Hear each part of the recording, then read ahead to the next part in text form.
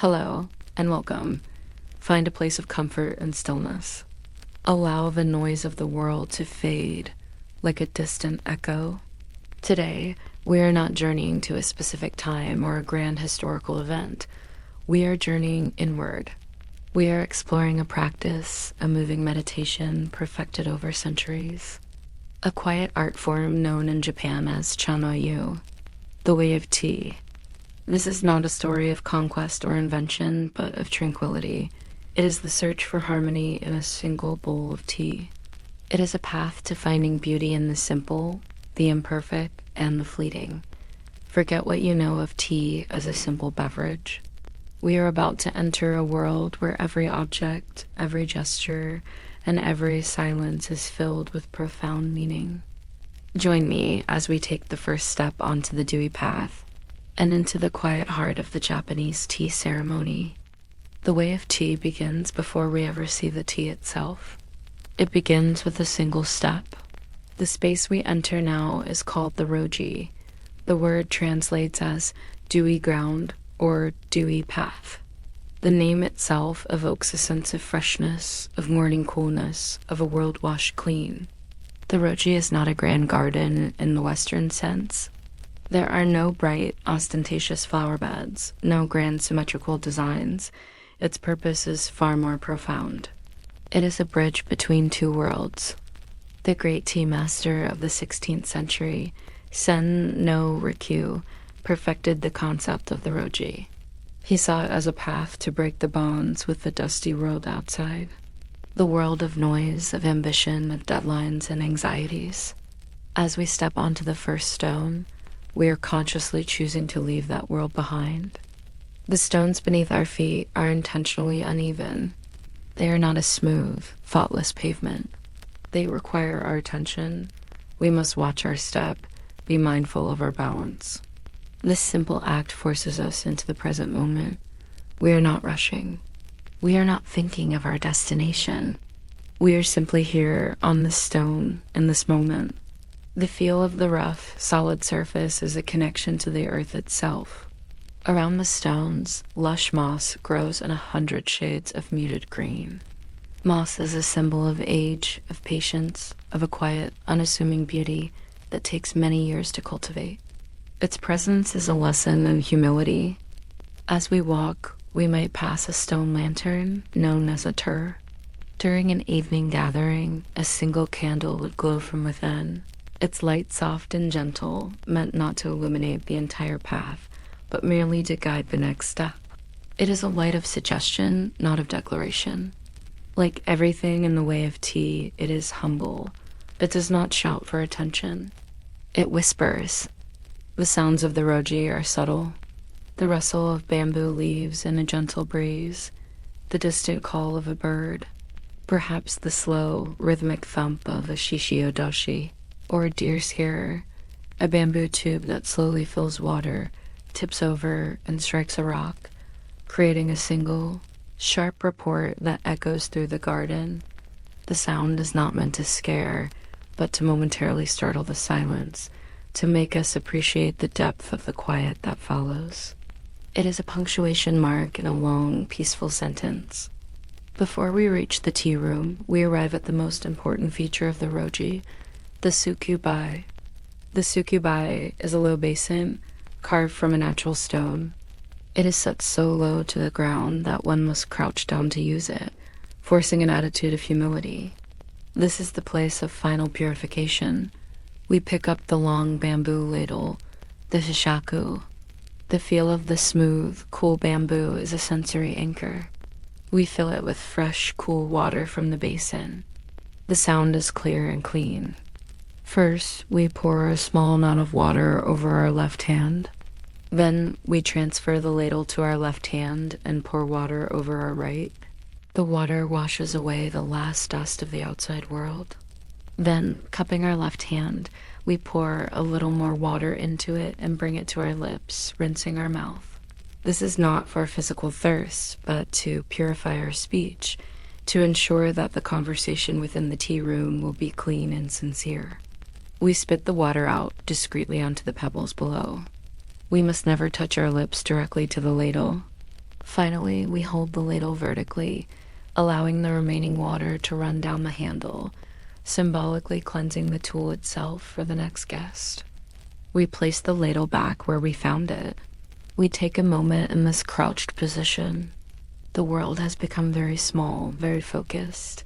It is the stone, the water, the moss, the quiet. We have cleansed our hands, our mouth, our spirit. The four core principles of the way of tea have already begun to manifest.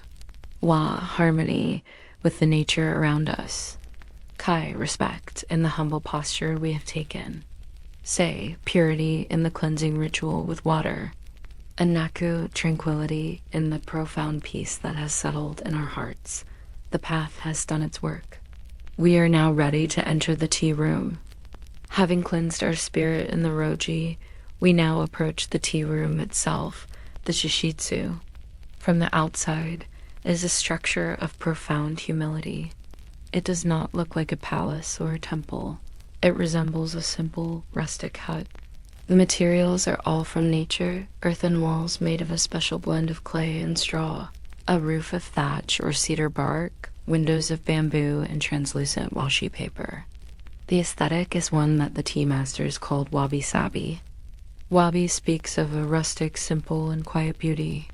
It is the satisfaction found in a humble life, free from worldly possessions. Sabi is the beauty that comes with age, with wear, with the passage of time. It is the patina on an old bronze vessel, the smooth, worn surface of a wooden pillar, the slight crack in a ceramic glaze. Together, wabi-sabi is the celebration of the imperfect, the impermanent, and the incomplete. It is the opposite of the monumental, the symmetrical, the polished perfection of so much of Western art. The shishitsu is the ultimate expression of this philosophy. To enter, we do not use a normal door. We must bow and pass through the nejiriguchi, the crawling-in entrance. This entrance is intentionally small. Its size serves a vital spiritual purpose. In feudal Japan, it was a great equalizer. A high-ranking samurai lord, a wealthy merchant, a humble farmer all had to remove their swords, symbols of their status and power, and bow low to enter. The act of crawling through this small opening physically sheds the ego. It reminds us that inside the tea room, all are equal. We leave our titles, our worries, and our pride outside on the dewy path. As we emerge into the room, our eyes slowly adjust to the dim, soft light. The space is tiny, perhaps only 4.5 tatami mats in size. Tatami are the traditional straw mats that cover the floor, their woven texture soft and yielding underfoot. The low ceiling creates a feeling of intimacy, of being in a cozy, protective womb. The light filters gently through the sheiji paper screens, removing all harshness and glare. It is a light that encourages introspection. Our attention is drawn to the one area of decoration in the room, the tokonoma. The tokonoma is a slightly raised alcove, the spiritual center of the room. It is not filled with objects, but contains only 2 carefully chosen items. First, the hanging scroll, or kakeiku. It is not a colorful painting, but a piece of calligraphy, perhaps a single Zen phrase brushed by a master. It might say something like, "Every day is a good day," or "The moon in the water." The meaning is not meant to be analyzed, but to be felt. The host has chosen this scroll specifically for this day, for these guests to set the tone for the gathering. Below the scroll sits the shabana, the tea flower arrangement. This is not a grand bouquet. It is often a single stalk, perhaps a wild camellia with a single unopened bud. The arrangement is meant to look as if the flower is still growing naturally in a field. It is a celebration of life in its most simple, fleeting form. The unopened bud suggests the beauty of potential, the promise of a moment that has not yet arrived.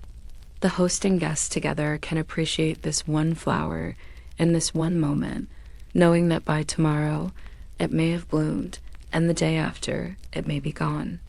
This is the essence of wabi-sabi. Before we sit, we take a moment to appreciate these 2 objects, This silent contemplation is part of the ceremony itself.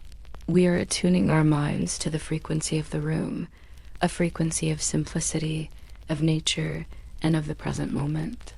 We then take our seat on the tatami mats, a simple cushion provided for us.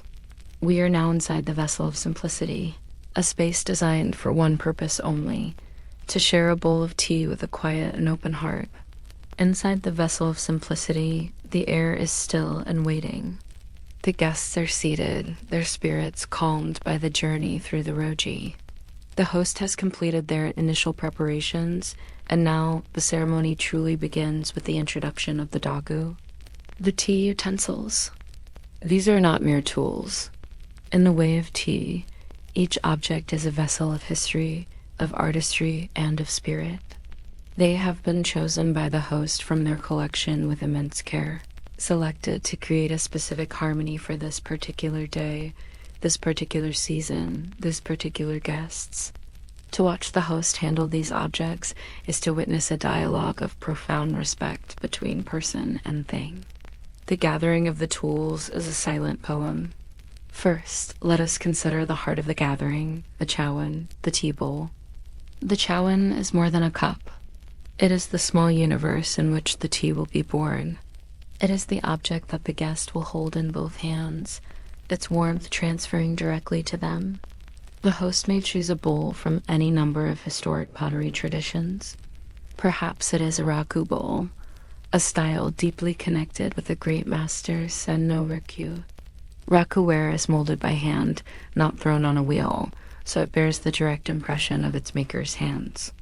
Its shape is intentionally imperfect, its glaze thick and sometimes unpredictable. To hold one is to feel that human connection, that wabi-sabi aesthetic in its purest form. Or perhaps it is a hagi bowl, with its soft, milky white or pinkish glaze over a coarse clay body.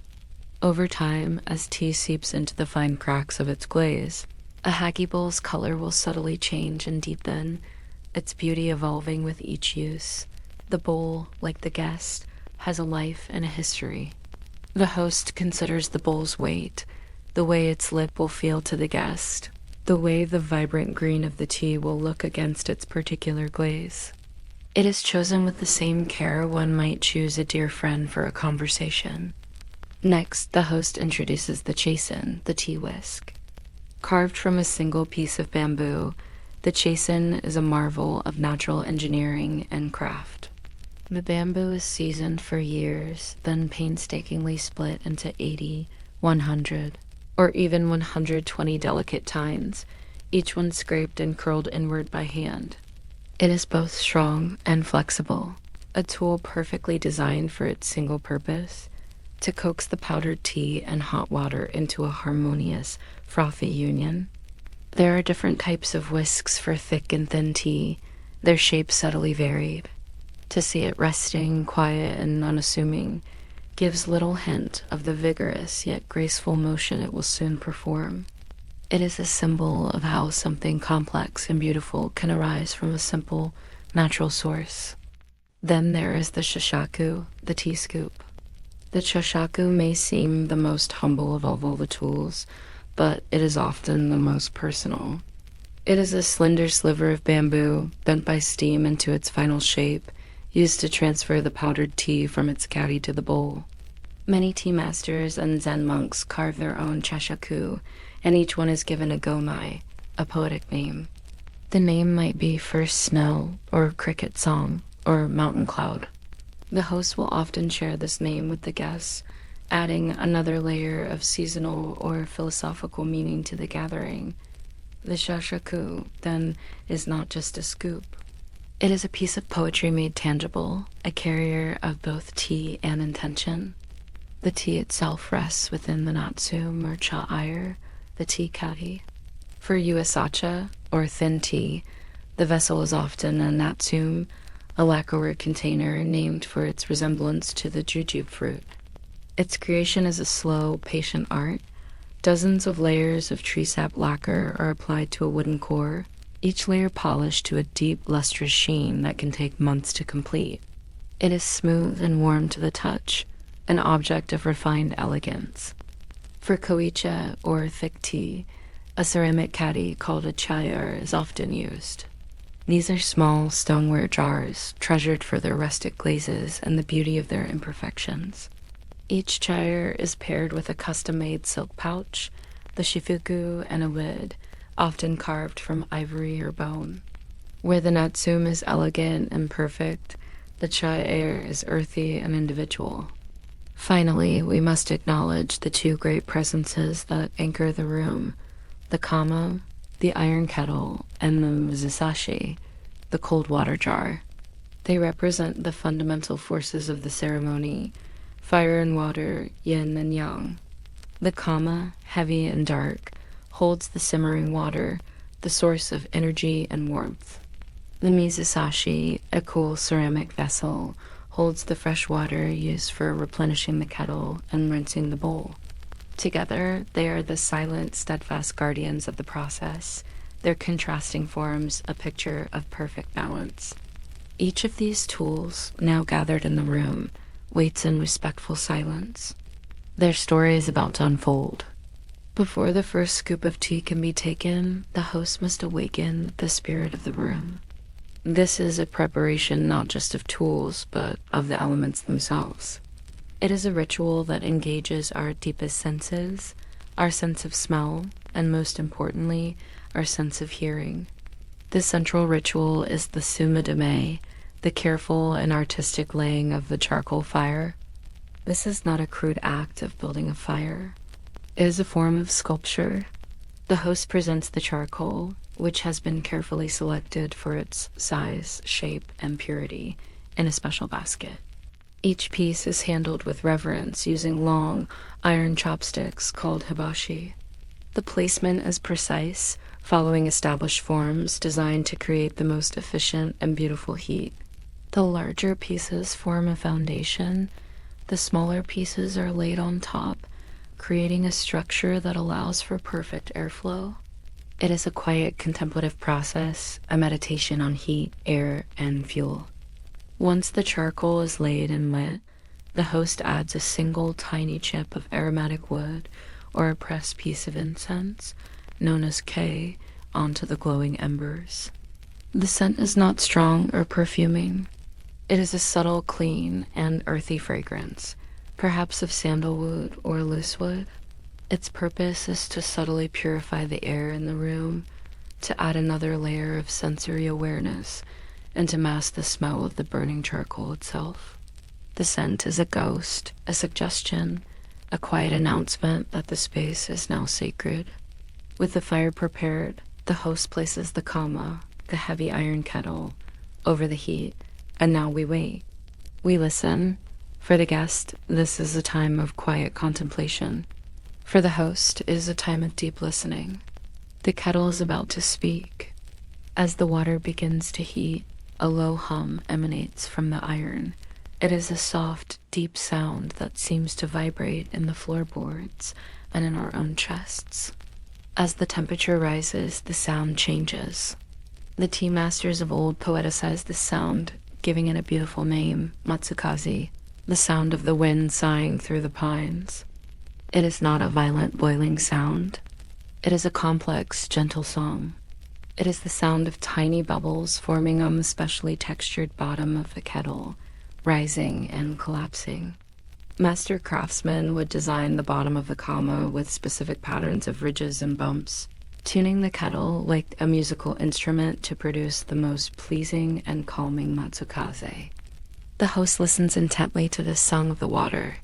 They can discern the exact temperature of the water from the pitch and character of the sound. This sound becomes the only music in the room. It fills the silence. It is a natural, living sound that connects this small, man-made room with the great, wild world of forests and wind outside. It is a sound that washes over the mind, clearing it of distracting thoughts. It focuses the attention of everyone present on the single shared experience. The heating of water, the most mundane of acts, is transformed into a profound concert. The host, satisfied that the water has reached the perfect temperature for the tea, now makes a final adjustment. They may place a single drop of cold water into the kettle, momentarily silencing the Matsukasi, creating a moment of dramatic pause before the final act begins. The air is pure, the heat is ready, the water is singing its song. The way is now fully prepared for the arrival of the tea. The water has sung its song, the air is purified. The tools await. Now begins the time, the heart of the way of tea, the making of the tea itself. This is not a rushed or perfunctory action. It is a carefully choreographed sequence of movements, perfected over centuries, each gesture filled with meaning and grace. The host's every action is a form of silent communication, a dance between person, tool, and the very essence of tea. First, the host respectfully takes the revered tea bowl, the chawan. They cradle it in their left hand, then turn it slowly clockwise with their right, examining its form, its glaze, its history. This is a moment of connection, a silent acknowledgement of the bowl's importance. It is a gesture of respect, turning the face of the bowl, its most beautiful aspect, towards the guests in anticipation. Next, the host takes the fukusa, the small square of silk cloth. This seemingly simple piece of fabric has a profound significance. It is used to ritually purify the tea implements.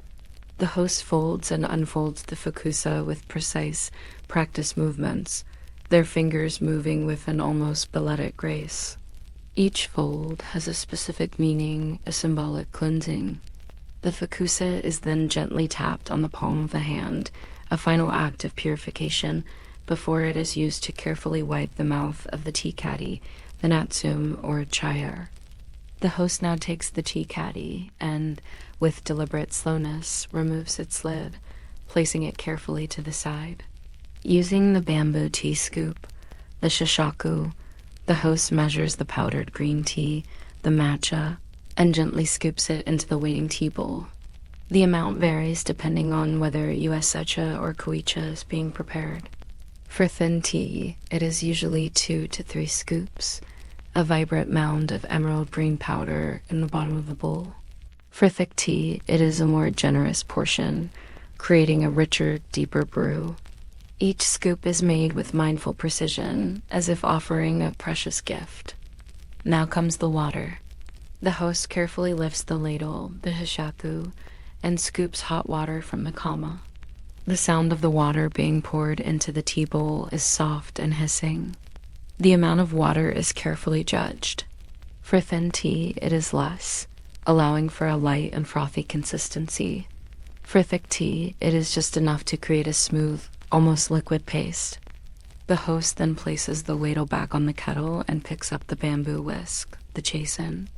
Holding the bowl firmly with one hand, the host begins to whisk the tea and water together with a swift yet delicate motion of the wrist. The chasen moves back and forth, up and down, creating a soft, rhythmic sound within the bowl. For thin tea, the whisking is vigorous, creating a beautiful layer of fine, pale green foam on the surface. For thick tea, the motion is slower and more deliberate, blending the tea into a smooth, lumpless, dark green liquid. The host observes the tea carefully, ensuring the consistency is perfect. If the tea is thin, they may gently tap the bottom of the bowl to settle the foam. If it is thick, they will stir it slowly to release any trapped air. This is a moment of intense focus, the host's entire being dedicated to the creation of this single bowl of tea. Once satisfied, the host gently rests the whisk back in its stand or on the edge of the kinsui. They then take the tea bowl in both hands once more, turning it slightly clockwise to present its face to the first guest. The preparation is complete. A simple bowl now holds centuries of tradition, skill, and heartfelt intention. The offering is made. The host, with a bow of respect, presents the tea bowl to the first guest. This is not merely a transaction of drink. It is the culmination of all that has come before, the journey through the garden, the appreciation of the room, the preparation of the fire and water, and the graceful making of the tea. To receive this bowl is to receive a gift of profound care and intention. The guest, in turn, accepts the bowl with deep gratitude and respect. They raise it slightly in a gesture of thanks. This small upward movement acknowledges the effort and heart that has gone into its preparation. They then place the bowl in the palm of their left hand and support it gently with their right. The warmth of the bowl radiates through their hands, a tangible connection to the host and the warmth of the fire. Before taking a sip, the guest performs a specific ritual of their own. They rotate the bowl clockwise, turning its face, the most beautiful or decorated part, away from their lips. This act demonstrates humility and a recognition of the bowl's artistry. It is a way of saying, I appreciate this beauty and I will not presume to directly touch it with my mouth.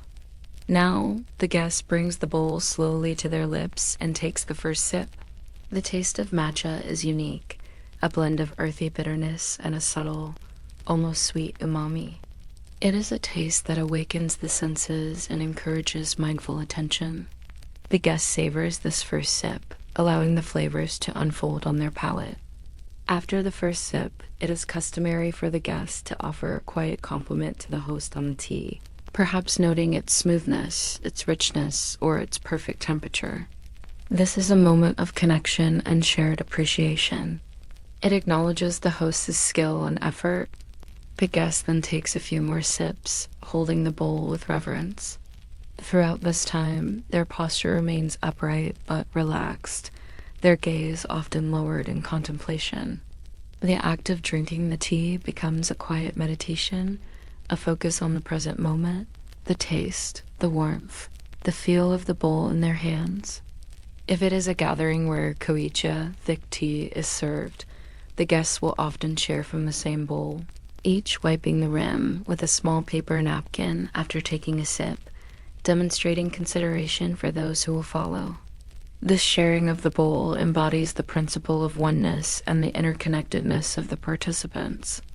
Accompanying the tea is usually a small, delicate sweet, owagashi. This sweet is carefully chosen to complement the slightly bitter taste of the matcha. It is often made of rice flour, beans, and sugar, and its form and flavor may reflect the season. The guest will admire the sweet before partaking, appreciating its artistry as well. Once the guest has finished the tea, they wipe the rim of the bowl with their fingers and then with the paper napkin, again demonstrating consideration. They then slowly rotate the bowl counterclockwise, returning its face to its original position facing the host. The bowl is placed gently back on the tatami mat in front of them. This concludes the formal drinking of the tea. The host will then retrieve the bowl. There may be a brief, quiet conversation about the tea, the bowl, or the calligraphy in the tokonoma. This is a moment of gentle connection and reflection on the shared experience. Finally, the ceremony begins to draw to a close. The host will start to clean the tea implements with the same meticulous care and grace with which they were used. The guests observe this final act, a reminder of the cyclical nature of the ceremony, from preparation to use to respectful return. As the host finishes cleaning and the guests prepare to depart, a profound sense of peace and tranquility lingers in the room. The way of tea has offered a brief respite from the outside world, a moment of shared harmony and mindful presence. The journey back along the roji, though the same path, feels different now. The dusty world may await, but the spirit has been cleansed, the mind has been stilled, and the heart carries the lingering warmth of a bowl of tea shared in perfect simplicity and profound respect. The bowl of tea we have just witnessed, so deeply ingrained in the soul of Japan, began its journey in another land. To understand its quiet power, we must drift back in time to Tang Dynasty China over 1,000 years ago. Here, in the misty mountains among Buddhist monasteries, tea was not a social beverage, but a tool for meditation. Monks would drink powdered green tea from a single bowl to sharpen their minds and ward off sleep during long hours of Zen meditation. It was a medicine for the spirit, It was these monks who first carried the seeds of tea and the custom of drinking it across the sea to Japan in the 9th century. Early on, it remained a rare and exotic luxury confined to the imperial court and the highest echelons of monastic life. For centuries, it was a whisper, a quiet current flowing beneath the surface of Japanese culture. Its true blossoming began in the 12th century.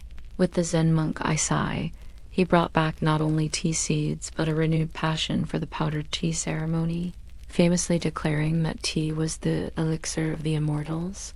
He wrote treatises on its health benefits, and its use began to spread, inextricably linked with the practice of Zen Buddhism.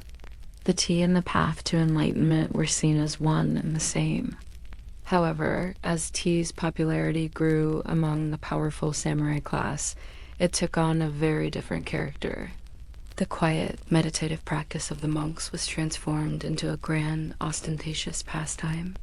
The warrior elite would host extravagant tea-tasting parties called tacha.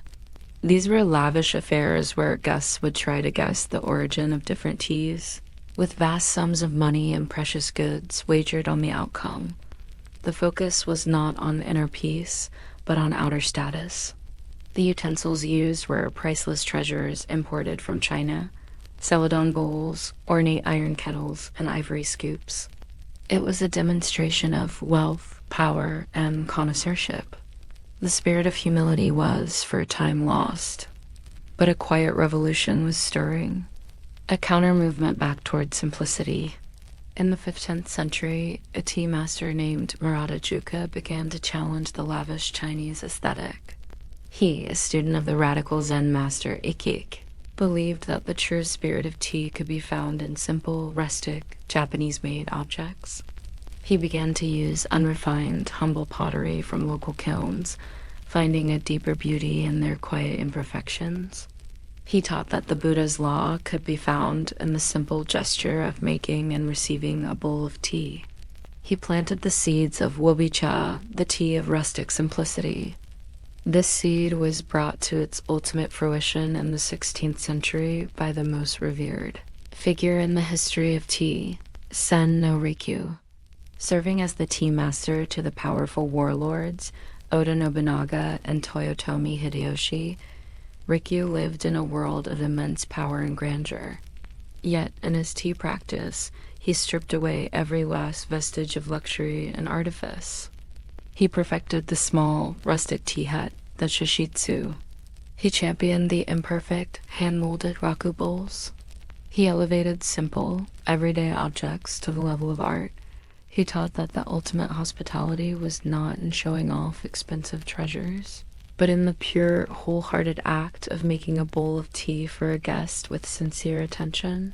He codified the 4 principles that would become the heart of the way of tea: harmony, respect, purity, and tranquility.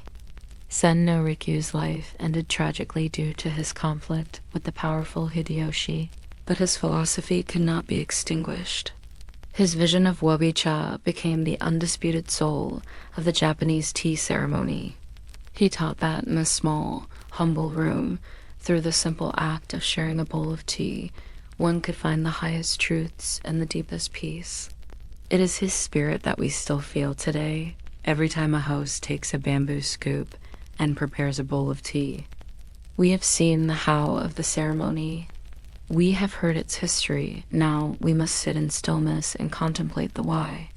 The way of tea is not a set of rules for its own sake. It is a physical expression of a deep spiritual philosophy rooted in the teachings of Zen Buddhism. At its core are the 4 principles codified by Sen no Rikyu: Wa, Kai, Se, Yaku, harmony, respect, purity, and tranquility. Let us touch upon each one, like fingers trailing in cool water. First, there is Wa harmony. Harmony is the seamless unity between the host, the guests, the tools, and the nature that surrounds them. It is the reason the tea room is made of natural materials, so it feels like a part of the garden. It is the reason the chosen utensils, the scroll, and the flower all relate to the season and to each other. It is the smooth, unhurried flow of the host's movements, a dance with no wasted steps. Harmony in tea is the gentle dissolving of the boundaries that separate us from each other and from the world. In the tea room, there is no host, no guest, no bowl, no tea. There's only the harmonious experience of the present moment unfolding as one. Next, there's Kai, respect. Respect is the foundation upon which harmony is built. It is an acknowledgement of the Buddha nature within all things. The guest respects the immense care and effort of the host. The host respects the guest for taking the time to participate with a sincere heart. Respect is shown for the tools, handling a simple bamboo scoop as if it were a jewel, admiring the history and craftsmanship of a humble tea bowl. It is shown in the act of crawling through the low door, leaving status behind. It is shown when the guest turns the bowl to avoid drinking from its beautiful front. This is not a respect born of fear or social obligation, but a genuine, heartfelt reverence for the moment and for all that is present within it. It is the recognition that every encounter is a unique, once-in-a-lifetime event, never to be repeated in exactly the same way. Then we have say, purity. Purity refers to the cleanliness of the visible world, but more importantly, the cleanliness of the heart and mind. The journey down the roji, the rinsing of the hands and mouth at the sukubai. These are acts of external purification that trigger an internal one. They wash away the dust of the everyday world. The host's meticulous cleaning of each utensil with the silk fukusa is not just a physical act.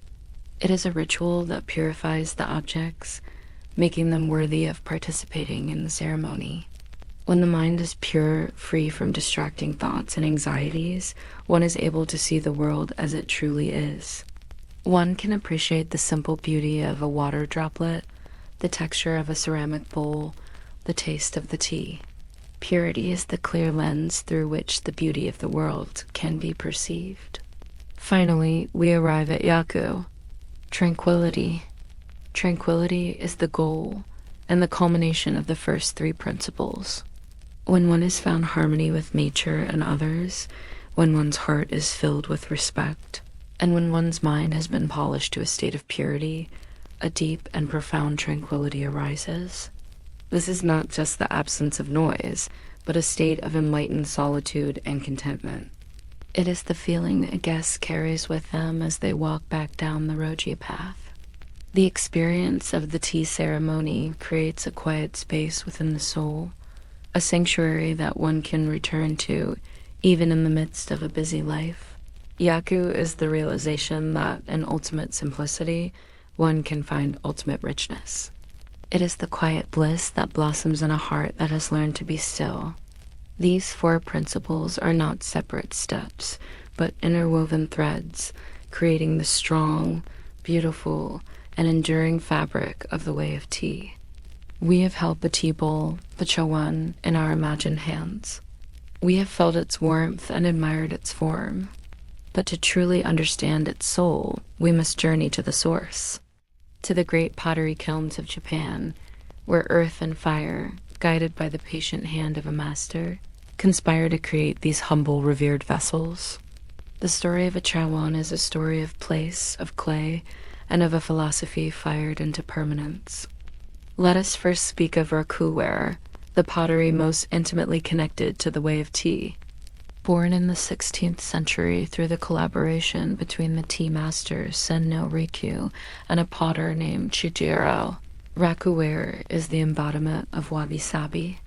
Unlike other pottery, it is not thrown on a wheel. It is built by hand, coiled and pinched into its shape, leaving the direct imprint of the maker's spirit. Its most dramatic quality comes from its firing. Each piece is fired at a low temperature and then, while still glowing hot, is pulled from the fiery kiln with long iron tongs. It is this thermal shock and its placement in combustible materials like sawdust that creates the unpredictable, deep, and often crazed glazes. To hold a raku bowl is to hold a moment of dramatic creation, a landscape of texture and chance. Its warmth, its softness, its perfect fit in the hands, it is the quintessential bowl for quiet contemplation. Now we travel to the kilns of Hagi. The pottery of Hagi is known for its soft, yielding quality.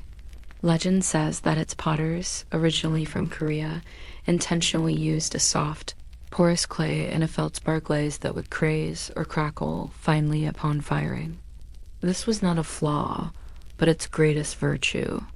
Over many years of use, tea would slowly seep into these tiny cracks, staining the bowl from within. This process is known as nanabake, or the 7 transformations. A Hagi bowl is never static. It lives and breathes and ages alongside its owner. Its beauty deepens with every bowl of tea, its surface becoming a map of shared moments. To use a Hagi bowl is to enter into a long, quiet partnership with a living object. Let us consider the earthy strength of Kuratsu ware. Hailing from the same region as Hagi, Kuratsu ware has a different personality. It is often described as simple, strong, and masculine. It is less about the glaze and more about the raw power of the clay itself, often with simple, understated paintings applied with iron pigment beneath the glaze. The brushwork is swift, confident, and without affectation, embodying a kind of effortless Zen artistry. A Kuratsu bowl feels solid, reliable, and deeply connected to the earth. It is unpretentious, honest pottery, its beauty found in its utility and its simple, confident decoration. Finally, we feel the warmth of Shino ware. Shino is one of the most beloved styles for the tea ceremony, famous for its thick, lustrous, milky white glaze. It feels wonderfully warm and substantial in the hands. The beauty of Shino lies in the subtle interactions between the thick glaze and the iron-rich clay body.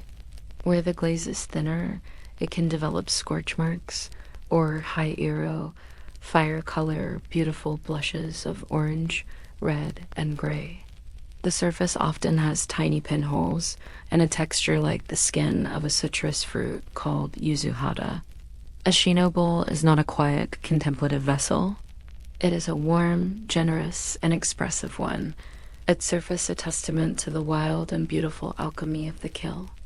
From the dramatic black of raku to the changing face of Hagi, the host chooses a bowl not just as a container, but as a conversation piece, a landscape, and a friend, its story adding yet another layer of depth to this simple bowl of tea.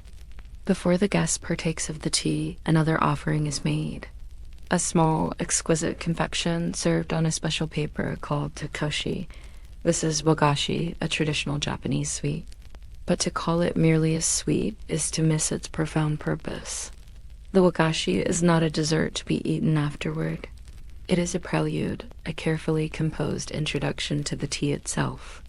Its subtle, gentle sweetness coats the palate, preparing it for the complex, bitter, and savory notes of the matcha. It is the quiet opening note in the symphony of taste. The art of wagashi is, like the tea ceremony itself, a deep expression of seasonality and natural beauty. Its ingredients are humble and derived from the earth. The most common components are in a smooth, sweet paste made from boiled azuki beans, rice flour, often from glutinous rice, to create the soft, chewy texture of mochi, and a pure, crystalline sugar. Other natural ingredients like agar, known as canton, are used to create delicate, jelly-like sweets. The flavors are never overwhelming or artificial. They are gentle whispers of sweetness meant to complement, not overpower. The true magic of wagashi lies in its form. Each sweet is a tiny, edible sculpture, a work of art that captures the essence of a single moment in the turning year. The confectioner is an artist whose medium is sugar and bean paste, and whose muse is nature itself. In the spring, the wagashi might be shaped like a delicate cherry blossom or a sakura, its pale pink color a perfect mirror of the blooms outside. It might be a green dumpling wrapped in a salted cherry leaf, balancing sweet and savory. It evokes the feeling of new life and gentle beginnings. In the summer, the sweets become light and refreshing. A popular choice is kinyoku, a clear jelly made from Canton, often with a tiny, stylized goldfish suspended within it, creating the illusion of a cool, clear pond. Another might be shaped like a hydrangea, its colors a cool blue and purple. They are designed to offer a sense of coolness and relief from the summer heat. In the autumn, the palette shifts to the warm tones of the harvest. A sweet might be molded into the perfect shape of a maple leaf, its colors a gradient of red, orange, and yellow. Another might be crafted to look exactly like a small chestnut or curry, its flavor rich and earthy. They capture the melancholy beauty of the fading year. And in the winter, the wagashi reflects the quiet stillness of the season. It may be shaped like a narcissus or a plum blossom, the first flowers to bravely emerge in the cold. A classic winter sweet is the hanabira mochi, a flat, white rice cake folded over a sliver of sweet burdock root and pink-tinted bean paste. Its form meant to represent a single snowflake on the first green shoots of spring.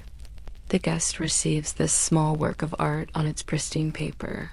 They are given a small pointed pick, often carved from a dark, fragrant wood, called a koromoji. Before eating, they take a moment to simply appreciate the sweet's beauty, its color, its form. They are admiring a snapshot of the season. To eat a wagashi is to taste a poem, to consume a tiny, perfect piece of the natural world, and to prepare one's soul for the deep, resonant taste of the tea that is to follow. The way of tea, in its deep wisdom, understands that while its core principles are timeless, life itself is in a constant state of flux. The ceremony we have witnessed is not a static ritual, performed identically day after day. It is a living, breathing practice that attunes itself to the most powerful rhythm of all, the turning of the year. The principle of harmony wa finds its ultimate expression in the ceremony's deep and sensitive relationship with the seasons. A true tea master does not just perform a ceremony. They curate an experience that is a perfect reflection of a single moment in time. Let us begin in the quiet heart of winter.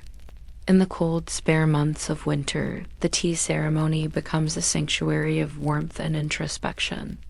The portable brazier is put away, and the host opens the row, the sunken hearth set into the tatami floor. This brings the source of heat lower and closer to the guests, sharing its vital warmth more intimately. The cast iron kettle, the kama, seems to take on an even greater presence, its simmering song a comforting anchor against the silence of the snow-covered landscape.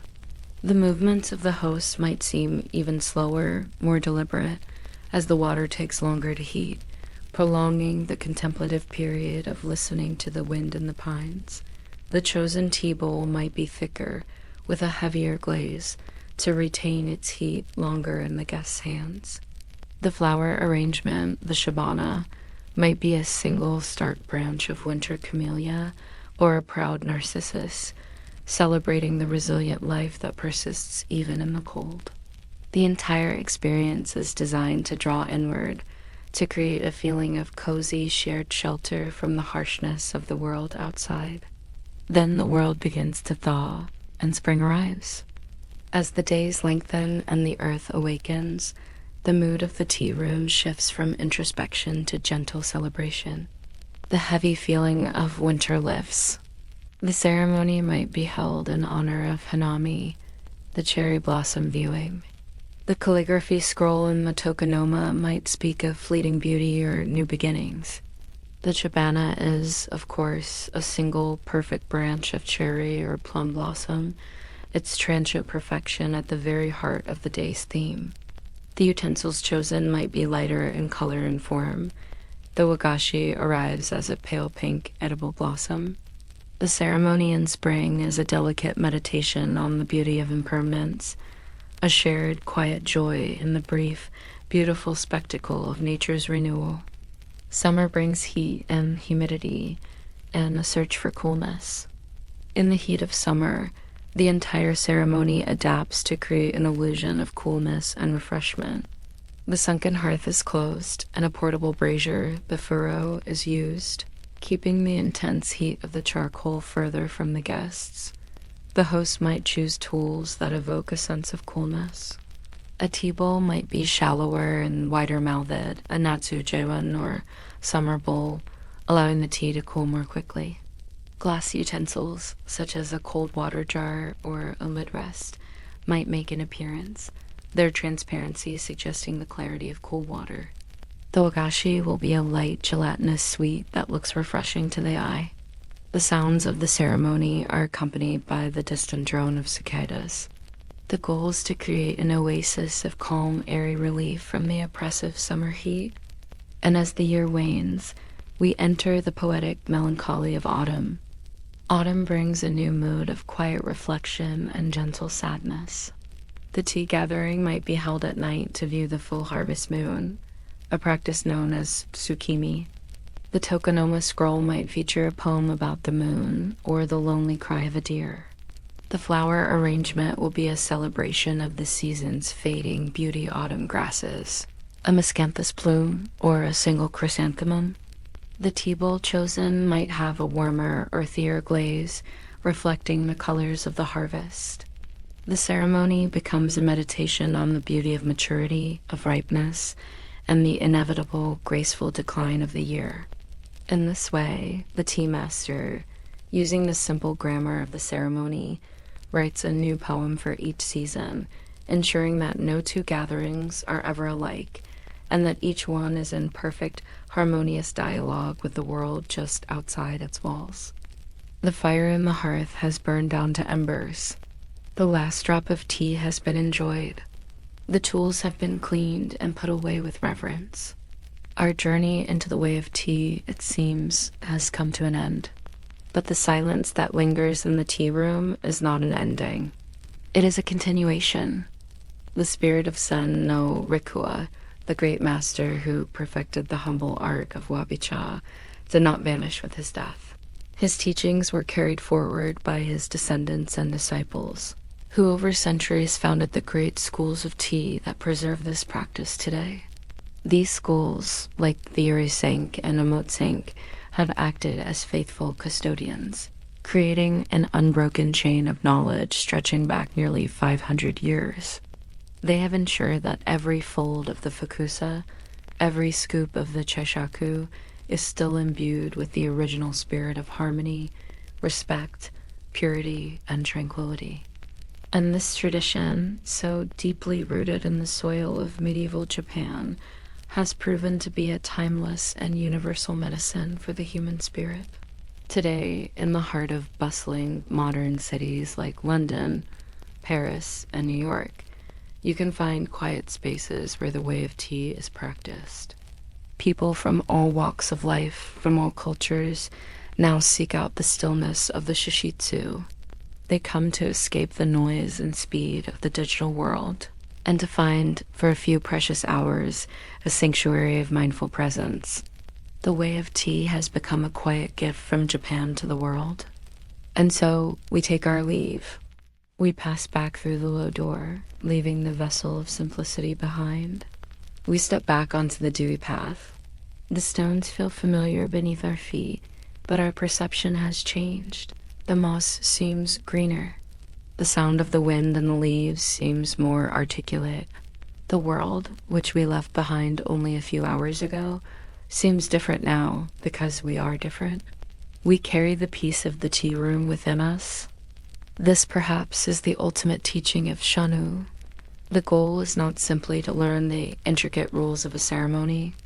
The goal is to take the spirit of the ceremony and integrate it into our daily lives, to find the tea moment in the everyday. It is to prepare a simple morning coffee with the same care and attention as the host preparing matcha. It is to wash a simple dish with a feeling of gratitude for the water and the vessel. It is to listen to a friend with the same undivided presence that one gives to the sound of the boiling kettle. The tea room is a training ground for the soul. It teaches us to find harmony in our relationships, to show respect for the simple objects around us, to seek purity of intention in our actions, and to cultivate a space of tranquility within our own hearts, a space we can visit anytime, anywhere. The legacy of the tea masters is not an artifact in a museum. It is a quiet living practice. It is a path back to simplicity, a path back to the present moment, a path that begins and ends with a single heartfelt bowl of tea. Sleep well,